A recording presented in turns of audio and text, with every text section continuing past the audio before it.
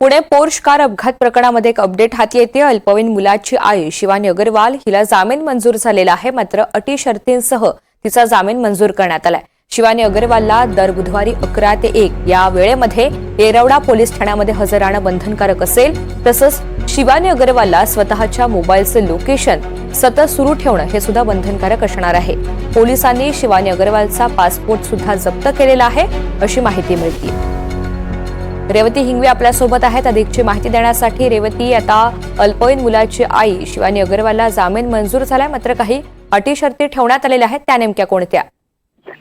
नक्कीच ऋतुजा, आपल्याला माहिती आहे की पोर्शे कार अपघात प्रकरणात खरं तर 2 तरुणांचा मृत्यू झालेला होता। त्या प्रकरणी अनेक खटले चालले आणि जी अल्पवयीन आरोपीची आई आहे शिवानी अग्रवाल, तिला खरं तर काल हायकोर्टातून मुंबई सर्वोच्च न्यायालयातून खरं तर जामीन मंजूर झालेला आहे आणि त्या जामिनावरती काही अटी शर्ती देखील लावण्यात आलेल्या आहेत। जसं की शिवानी अग्रवालला दर बुधवारी 11 ते 1 या वेळेत येरवडा पोलीस ठाण्यात हजर राहणं बंधनकारक असणार आहे। त्यासोबतच त्यांचं जे मोबाईलचं लोकेशन आहे ते सतत चालू ठेवायला लागणार। त्यासोबतच त्यांचा जो पासपोर्ट आहे तो देखील पोलिसांकडनं जप्त करण्यात आलेला आहे। तर अशा या ज्या काही महत्त्वाच्या अटी शर्ती आहेत त्या अटी शर्तींवरती खरं तर आता जामीन मंजूर झालेला आहे। त्यासोबतच जो अल्पवयीन आरोपी आहे त्याची कस्टडी आता त्याच्या सध्या आत्याकडे आहे। ऋतुजा, निश्चित, धन्यवाद सविस्तर माहितीसाठी।